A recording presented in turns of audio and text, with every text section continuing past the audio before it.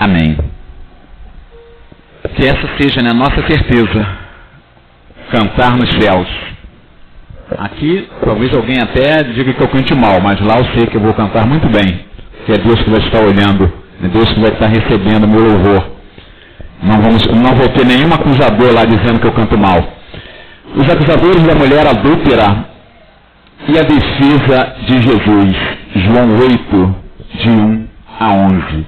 Vamos ver o que Deus tem para nos mostrar nesta noite, o que nós podemos aprender com esse texto, né? Porque às vezes as pessoas chegam, né, diante de nós e nos acusam, o mesmo aconteceu com essa mulher, mas ela teve Jesus Cristo ali para fazer a sua defesa. João 8, né, 1, nos diz: Jesus, porém, foi para o Monte das Oliveiras, e pela manhã cedo tornou para o templo, e todo o povo vinha ter com ele. Assentando-se, os ensinava. E os escribas e fariseus trouxeram-lhe uma mulher apanhada em adultério. E pondo-a no meio, disseram-lhe: Mestre, esta mulher foi apanhada no próprio ato, adulterando. E na lei nos mandou Moisés que as tais sejam apedrejadas. Tu, pois, que dizes? Isto diziam eles, tentando-o, para que tivessem do que o acusar. Mas Jesus, inclinando-se, escrevia com o dedo na terra. E como insistisse, perguntando-lhe, endireitou-se e disse-lhes: Aquele que dentre vós está sem pecado, seja o primeiro que atire pedra contra ela. E tornando a inclinar-se, escrevia na terra. E quando ouviram isto, redarguidos da consciência, saíram um a um, e a começar pelos mais velhos até os últimos. Ficou só Jesus e a mulher que estava no meio. E endireitando-se Jesus, e não vendo ninguém mais do que a mulher, disse-lhe: Mulher, onde estão aqueles teus acusadores? Ninguém te condenou? E ela disse: Ninguém, Senhor. E disse-lhe Jesus: Nem eu também te condeno. Vai e não peques mais. Pai de amor, nós te agradecemos. Pedimos que o teu Espírito Santo trabalhe, Pai, no nosso meio, que, ó Pai, tenha liberdade para agir, ó Pai, em nossas mentes e corações neste momento, que possamos entender verdadeiramente a tua palavra, Pai. É o que eu te peço no nome de Jesus. Amém. Esse texto, irmãos, nos mostra que Jesus estava descendo, ele havia ido para o Monte das Oliveiras, e pela manhã ele está retornando, talvez tenha passado à noite, no monte, orando com seus discípulos, e pela manhã ele está voltando para o templo, e todo o povo vinha atrás dele, vinha ter com ele, diz o texto, e assentando-se os ensinava. Aí os escribas e fariseus, olhando que o povo vinha atrás de Jesus, eles aproveitaram para trazer uma mulher que eles apanharam em flagrante de adultério. E chegam para Jesus e levam aquela mulher diante de Jesus e perguntam a ele o que fazer. O que nós podemos entender com esse texto? A primeira coisa que nós podemos entender é que nós não podemos cumprir ou entender a palavra de Deus apenas por parte. Nós precisamos entendê-la no total. Alguém essa semana me perguntou alguma coisa sobre um texto, e eu disse: olha, a gente às vezes precisa, para entender um versículo, ler um livro. Às vezes, para entender um livro, precisa ler o Novo e o Velho Testamento todo. Às vezes precisa ler a Bíblia toda para entender um livro da Bíblia. Nós não podemos tentar entender por parte, ou apenas usar parte dela. Aqueles homens estavam trazendo uma mulher para que Jesus decidisse o que fazer com ela. Mas na realidade, o que eles queriam era outra coisa. Onde estava o homem que com aquela mulher cometeu tal pecado? Será que nós já paramos para pensar? Onde é que estava o homem? Porque Levítico 20:10 diz: Também o homem que adulterar com a mulher de outro, havendo adulterado com a mulher do seu próximo, certamente morrerá. O adúltero e a adúltera. Cadê o homem? Eles pegaram a mulher e levaram diante de Jesus, porque a intenção deles não era a mulher. A intenção deles era fazer com que Jesus caísse em contradição contra o que Moisés havia dito, contra o que Moisés havia escrito.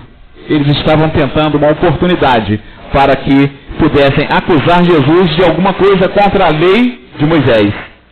Aí eles teriam razão para prender Jesus. O problema dos escribas e fariseus não era a mulher, e nem o adultério dela. E nem o adultério, creio eu. Porque eles estavam olhando, eles queriam pegar Jesus em contradição, como falamos.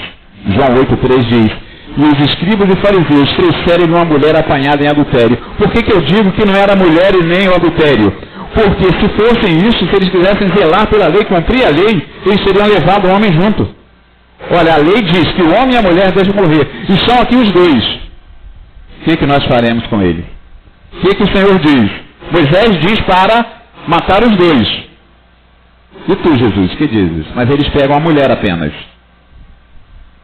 Eu vejo por trás disso, uma intenção de ela apanhar Jesus em contradição com a lei de Moisés. Era uma hipocrisia dos fariseus a chamar Jesus de mestre. E eles ainda o chamam Jesus e dizem: mestre, essa mulher foi apanhada no próprio ato adulterando. Acho que aquele aluno, quando aquele pior aluno da sala, aquele bagunceiro que cola, que faz tudo errado na sala, quando ele chega para o professor e diz mestre, eu acho que o professor se sente até um pouco ofendido com essa palavra. Porque será que eu sou seu mestre mesmo? O que eu estou fazendo de errado que você cola a prova toda? Às vezes o professor cala, mas é conivente. Ele sabe o que o aluno faz, mas deixa passar. E às vezes também não pode fazer nada. Mas, quando eles chamam Jesus de mestre, eu vejo ali um pouco de hipocrisia. Porque eles queriam que Jesus desse àquela mulher uma sentença para que eles usassem aquela sentença contra o próprio Jesus. Às vezes o que nós falamos, irmãos, são usados contra nós mesmos. Então nós precisamos tomar cuidado com aquilo que falamos. E Jesus sabia sabia o que se passava no coração daquelas pessoas. Ele sabe o que se passa em nosso coração, em nossa mente. Ele sabe de tudo isso. A pergunta foi capciosa para incriminar Jesus. Eles dizem: e na lei nos mandou Moisés que as tais sejam apedrejadas. Tu, pois, que dizes? Observe a pergunta maliciosa, para Jesus. Na lei Moisés fala para apedrejá-la. E tu, Jesus, o que o Senhor diz? Aí Jesus pega e fica em silêncio. Às vezes o silêncio é a melhor resposta. Mas às vezes, eu costumo dizer que o silêncio nem sempre é a melhor resposta. Determinada situação você tem que falar sim, você tem que responder, que às vezes a pessoa usa o seu silêncio para entender coisas que não deve. Mas Jesus ali ficou em silêncio porque ele estava, entendo eu, olhando para cada uma daquelas pessoas que estavam acusando aquela mulher. Ele fica em silêncio diante daquela pergunta, e na lei nos mandou Moisés que as tais sejam apedrejadas. Tu, pois, Senhor Jesus, o que o Senhor diz? O que nós vamos fazer com ela? Aí Jesus diz o texto que ele fica em silêncio. O que nós podemos aprender? Jesus age em silêncio. Eu não quero nem ver Jesus agir. Eu não quero nem ver o agir de Deus. Eu quero saber que Ele está agindo a meu favor. Eu não preciso ver as maravilhas de Deus. Eu preciso saber o que Ele está fazendo. E Jesus, enquanto estava em silêncio, escrevendo na areia, Ele estava já olhando para aquelas pessoas e entendendo que Ele estaria falando em defesa daquela mulher que estava sendo acusada. É interessante que ele sabia que aquela mulher tinha tudo para ser condenada. Ela tinha tudo para ser apedrejada. Não importa se o homem não estava ali ou não. Se ela foi apanhada em flagrante de adultério, o certo era trazer os dois. Mas eles trouxeram apenas a mulher. E tinha mais de 2 testemunhas. Se eram verdadeiras ou não as testemunhas, nós vamos entrar na questão. Mas diz o texto que ela foi apanhada em adultério e levaram aquela mulher até Jesus. Estava ali aquela multidão, que com certeza uma boa parte deles conheciam a lei de Moisés, e dizia que ela deveria ser apedrejada juntamente com o marido. Mas levaram apenas a mulher, e ela com certeza seria, né, apedrejada. A liderança judaica olhava para Jesus naquela época e percebia nele uma ameaça. Por isso que eles queriam, né, que Jesus dissesse que deveria soltá-la. Eles queriam que Jesus falasse para soltar aquela mulher, para usar aquela palavra de Jesus contra ele mesmo. Mas Jesus sabia disso, porque Jesus olha através dos olhos e alcança o coração da pessoa, a mente da pessoa, e sabe o que ela está pensando. Os escribas e fariseus queriam pegar Jesus nas suas próprias palavras. Quando a vítima conhece o coração dos algozes, né? Às vezes, a vítima, ela conhece a pessoa que está fazendo algo errado, algo mal com ela. Né? O algoz é aquela pessoa que te maltrata, que quer fazer alguma coisa errada, alguma coisa mal contra você. Por que eu digo a vítima? Porque às vezes nós podemos olhar para esse quadro, irmãos, e entender que a mulher era a vítima. Mas se você olhar por outro ângulo, a vítima era Jesus. O objetivo final não era a mulher, era acusar Jesus. Então, Jesus era a principal vítima ali, não a mulher. A mulher estava sendo acusada para que eles pudessem chegar até Jesus e fazer com que ele negasse o que Moisés havia dito. Então, eu entendo que Jesus ali era a principal vítima. A principal vítima não seria a mulher, seria Jesus. A mulher seria apenas um instrumento para fazer de Jesus a vítima, se ele fosse contra o que Moisés escreveu. Às vezes nós olhamos para as pessoas, né, que estão nos acusando e conhecemos o que se passa, sabemos um pouco da pessoa, independente, né, de quem. Às vezes isso acontece conosco. Porque eu entendo que Jesus estava olhando para o coração daquelas pessoas que estavam acusando a mulher, querendo chegar a ele, e ele vê tudo o que eles estavam fazendo. Por isso, né, ele faz a melhor defesa que aquela mulher pode ter na sua vida, né? Jesus é o nosso advogado, o advogado fiel. Porque pastor, é advogado infiel? Será que há advogado infiel? Né? Às vezes a gente tem que tomar cuidado com os advogados. Conheço alguém que sofreu um acidente algum tempo atrás e procurou um advogado para dar entrada no DPVAT e até hoje não recebeu nem o DPVAT, não viu o advogado, porque tem coisas que não se precisa de advogado. DPVAT é uma delas. Tá? Acidente de carro não se precisa de advogado. É só você cumprir os trâmites normais. E essa pessoa entrou com o advogado e o advogado sumiu e com certeza recebeu o dinheiro. Mesmo sabendo, né, a intenção dos escribas e fariseus era usar a mulher para condená-lo e ele a defende. Será que nós faríamos isso? Né? Será que nós faríamos o que Jesus fez, mesmo sabendo que a intenção dos fariseus era usar aquela mulher para acusar Jesus? Ele para e faz a defesa dela. João vai dizer que nós temos um advogado no céu, que é Jesus Cristo. Ele diz: filhinhos, não pequeis, mas se pecardes, tendes um advogado junto do Pai, Jesus Cristo justo. Ele está junto do Pai, sendo nosso advogado. A versão, né, diz: caros filhinhos, estas palavras vos escrevo para que não pequeis. Se entretanto alguém pecar, temos um advogado junto com o Pai, Jesus Cristo justo. Você já contratou um advogado e deu a ele a procuração de plenos poderes? Às vezes nós precisamos tomar cuidado com isso, né? Porque quando você dá uma procuração de plenos poderes a um advogado, ele, sobre aquele assunto, você está dando a ele autoridade total. Ele pode assinar por você, ele pode receber por você, ele pode dizer sim por você, ele pode dizer não por você, porque você está dando plenos poderes para ele. Então, às vezes é preciso que você analise a procuração que você está dando a este profissional. Se vamos dar a ele, né, todo o direito sobre nossa vida, sobre pelo menos aquele assunto que ele vai estar sendo o nosso patrono. O que nós podemos entender ali? A mulher, ela fez um contrato tácito com Jesus. O que é o contrato tácito? É aquele contrato silencioso. É aquele acordo onde ninguém fala nada. Mas o contrato está feito. Às vezes, né, o rapaz começa a olhar para uma menina, começam, né, a dar umas voltinhas juntos, aí daqui a pouco, sem que normalmente o rapaz vai pedir a menina em namoro, os dois já estão namorando. Por quê? Houve um acordo tácito. Houve um pedido tácito, uma aceitação tácita, né? Silenciosa, ninguém respondeu nada, ninguém perguntou nada, mas aquele acordo foi feito. Daqui a pouco já estão em beijos e abraços. Então já estão namorados, namorando, né? Daqui a pouco ficam noivo e casa, sem que alguém seja pedido para namorar.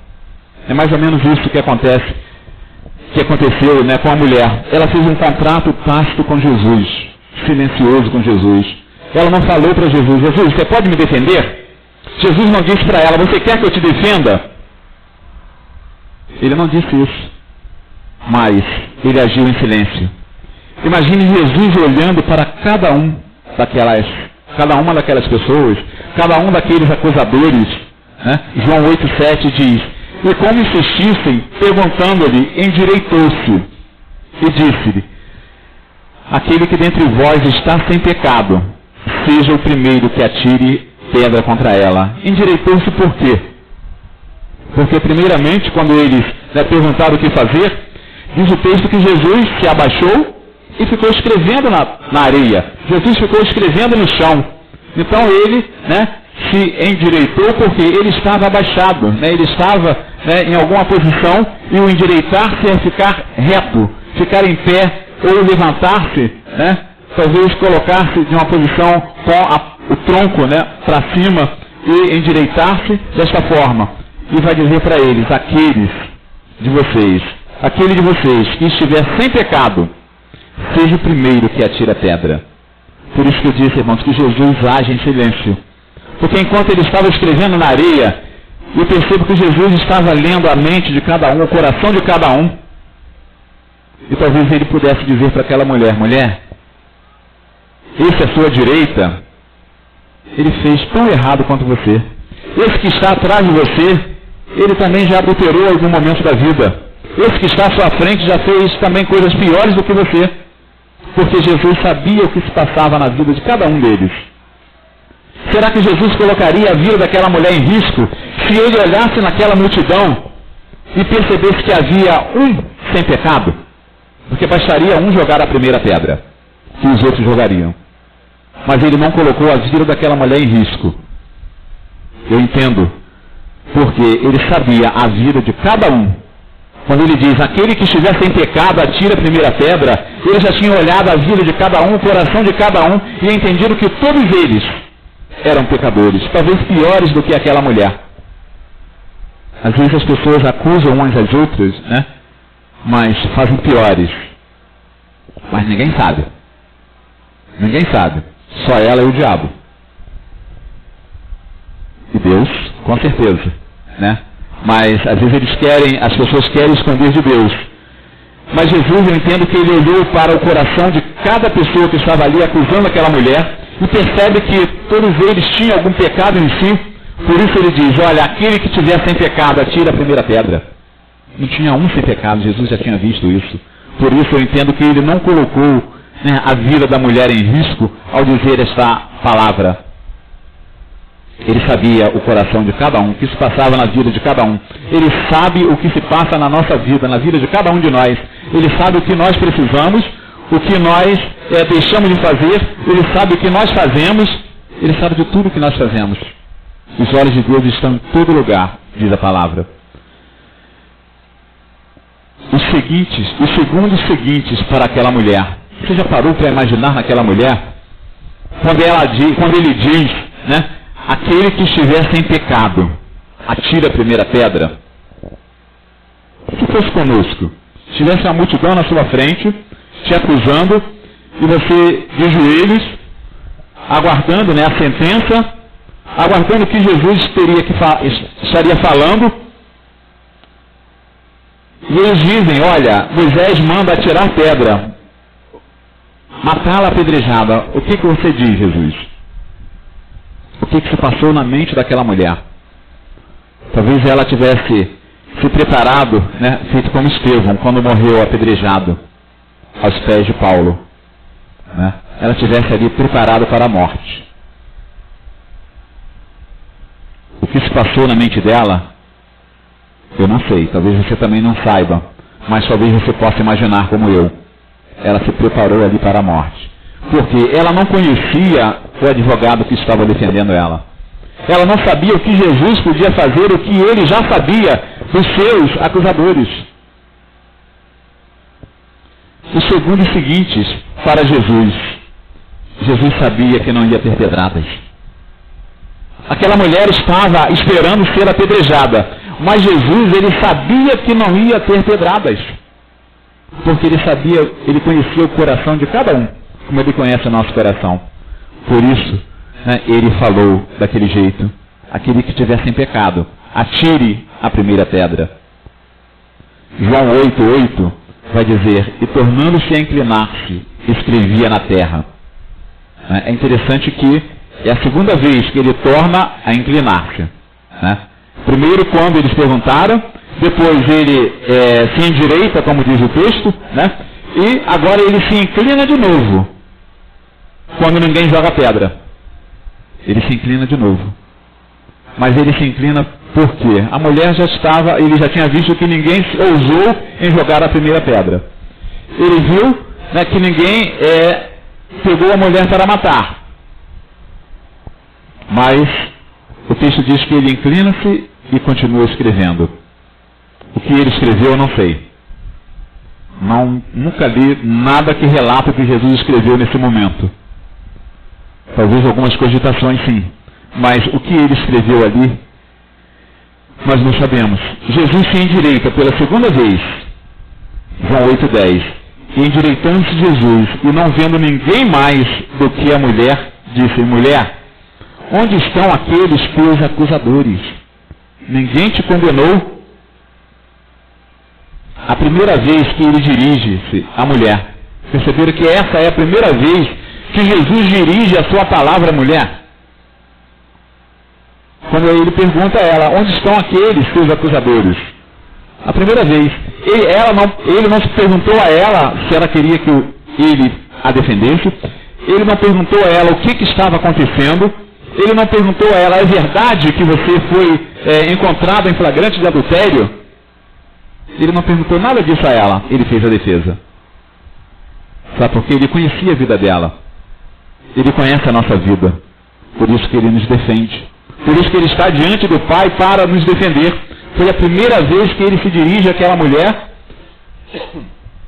e fala para ela: mulher, onde estão os teus acusadores?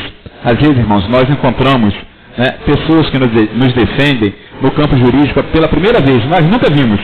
Não sei se você já passou por isso, de ir ao fórum e chegar lá, você não ter o patrono, você não ir com o advogado, tá? Aí a outra parte tem o advogado, você não tem. Aí o juiz não pode prosseguir, tá, com aquela sentença, tá, se você não tiver uma defesa.